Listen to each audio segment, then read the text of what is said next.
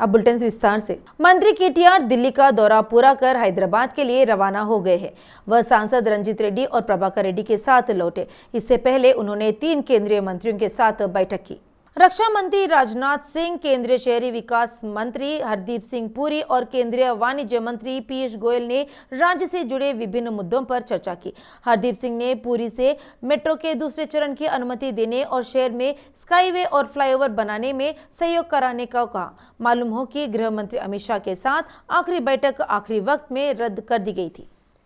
विधायक माधवरम कृष्णा राव ने पार्षद श्रीनिवास राव के साथ केपीएचबी कॉलोनी कुकटपल्ली में बहुउद्देशीय पार्क की आधारशिला रखी। माधवरम कृष्णा राव ने कहा कि वे करोड़ों रुपए खर्च करके कुकटपल्ली निर्वाचन क्षेत्र में पार्क विकसित कर रहे हैं।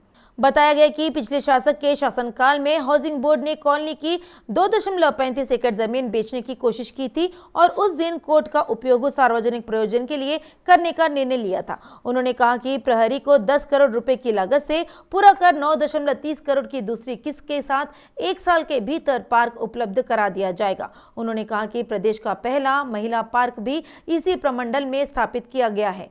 उन्होंने कार्यकर्ताओं और स्थानीय लोगों से उन्हें आशीर्वाद देने और आगामी चुनाव में विधायक के रूप में जीतने को कहा। पार्क के लिए 300 करोड़ रुपए की जमीन आवंटन पर स्थानीय लोग खुश जताए। बीजेपी के राष्ट्रीय अध्यक्ष जेपी नड्डा हैदराबाद पहुंच गए हैं। शमशाबाद हवाई अड्डे पर भाजपा के प्रदेश अध्यक्ष बंडी संजय, एमपी लक्ष्मण, भाजपा के राष्ट्रीय कार्यकारिणी सदस्य विवेका वेंकट स्वामी और अन्य ने उनका गर्मजोशी के साथ स्वागत किया। वह नोवोटेल होटल जाएंगे। खबर है कि वह पूर्व एमएलसी प्रो नागेश्वर और पद्मश्री शंकर जयंती के आवास पर जाएंगे। नड्डा आज नगर कर्नूल में होने वाली नव संकल्प सभा में शामिल होंगे। यह देखने के लिए कि उत्साह है कि नड्डा राज्य की राजनीतिक स्थिति के बारे में क्या कहेंगे। नेताओं के साथ पार्टी की स्थिति, आगामी विधानसभा चुनाव, बीआरएस सरकार के रवैये और अन्य मुद्दों पर चर्चा की जाएगी।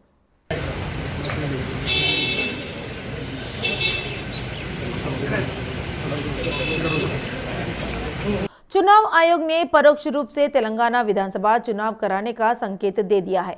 पता चला है कि अगले साल दिसंबर से पहले चुनाव कराने की योजना है। चुनावी तैयारियों के सिलसिले में राज्य के 3 दिवसीय दौरे पर पहुंची चुनाव आयोग की टीम ने आला अधिकारियों के साथ कई बैठकें की। बीजेपी के प्रदेश उपाध्यक्ष एनवीएस प्रभाकर ने सवाल किया कि हैदराबाद उप निर्वाचन क्षेत्र के लोगों की समस्याओं का समाधान किए बिना मंत्री केटीआर उपल कैसे आएंगे। उन्होंने चेतावनी दी कि यदि वह बिना धन आवंटन के यात्रा करेंगे तो उन्हें रोक दिया जाएगा।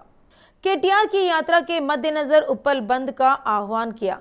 मंत्री केटीआर के कल उपल आने के मौके पर प्रभाकर ने मीडिया से बात की। उन्होंने आरोप लगाया कि उन्हें मिशन काकतिया के तहत नल्लाचेरू, रामंतपुर, बड़ा तालाब, छोटा तालाब, एचएमटी नगर, यर्रकुंटा कापरा, चार्लपल्ली तालाबों के विकास की कोई परवाह नहीं है। बताया जाता है कि नगर निगम विभाग के असहयोग के कारण उपल नारापल्ली एलिवेटेड का काम आगे नहीं बढ़ पा रहा है। प्रभाकर ने केटीआर से पूछा कि वे ग्रेटर चुनाव के दौरान मुफ्त पानी देने के लिए उच्च बिल वसूल रहे हैं और रामंतपुर को गोद लेने का क्या हुआ।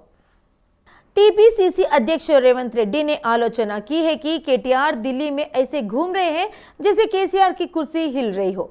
उन्होंने आरोप लगाया कि केटीआर का दिल्ली दौरा कल्वाकुंटला के परिवार के सदस्यों की कंपनियां पर आईटी छापे की पृष्ठभूमि में थे। पीसीसी अभियान समिति के अध्यक्ष मधु याचकी ने कहा कि केसीआर को हटाने के उद्देश्य से कांग्रेस में शामिल होने वालों का स्वागत किया जाएगा। टॉलीवुड के स्टार निर्माता मशहूर कॉमेडियन बंडला गणेश को किसी खास पर्चे की जरूरत नहीं है।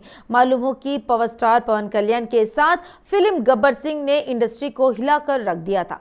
सोशल मीडिया पर हमेशा एक्टिव रहने वाला बंडला गणेश फिल्मों और राजनीति से जुड़े मुद्दों पर अपनी प्रतिक्रिया देते रहते हैं। महेश्वरम निर्वाचन क्षेत्र के बड़ंगपेट नगर निगम के तहत अलमासगुड़ा गांव के शिवाजी चौक पर सीएमआर और सीवाईआर कॉलोनी का जल निकासी पानी बह निकला।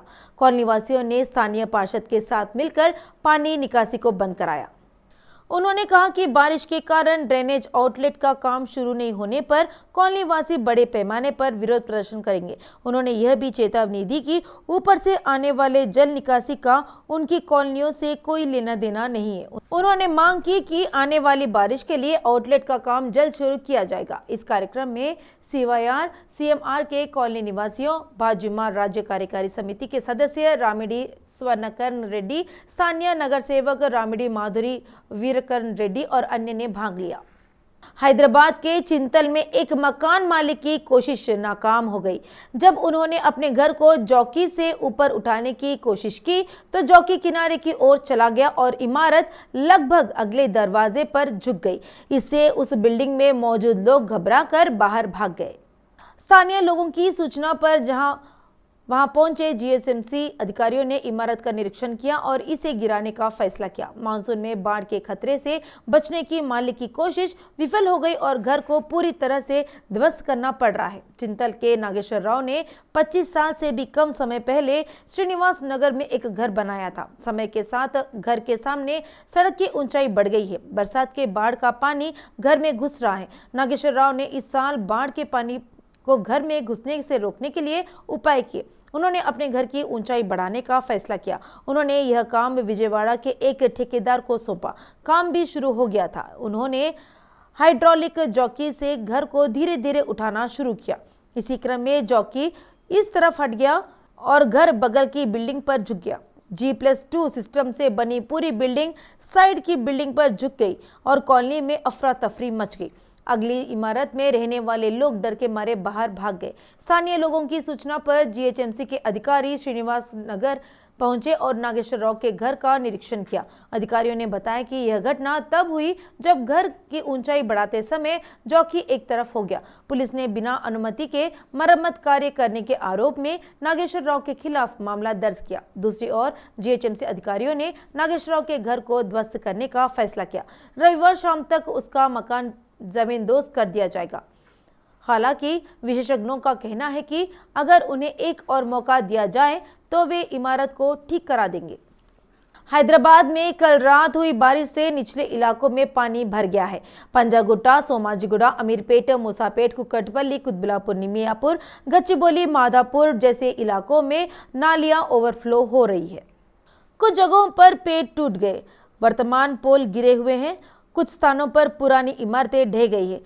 परिणाम स्वरूप जीएचएमसी नियंत्रण कक्ष को 100 शिकायतें मिली। जीआरएफ को 48 शिकायतें मिली। सड़कों पर पेड़ गिरने के बारे में 24 शिकायतें, जल जमाव के बारे में 22 शिकायतें और ढही दीवारों इमारतों के बारे में 2 शिकायतें थी। साउथ डीसीपी पी साई चैतन्य ने बताया कि फरकनामा पुलिस ने हत्या की साजिश रचने वाले 4 सदस्यों के एक गिरोह को गिरफ्तार किया है। आरोपियों के पास से 3 कट्टे, 3 चाकू, 2 बाइक, 2 मोबाइल जब्त किए गए। आरोपी सुभान खान और महमूद जमील खान को पुलिस ने गिरफ्तार कर लिया।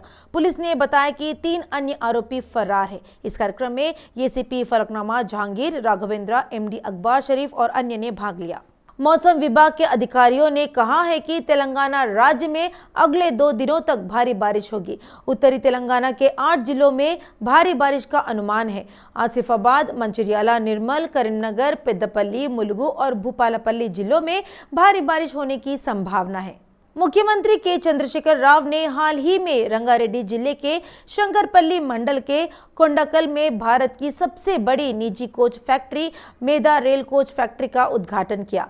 राज्य सरकार की ओर से उन्होंने मेधा सर्वो समूह को तेलंगाना में इसके विस्तार के लिए पूर्ण समर्थन का आश्वासन दिया और विश्वास जताया कि यह स्थानीय युवाओं के लिए बड़े पैमाने पर रोजगार के अवसर पैदा करेगा।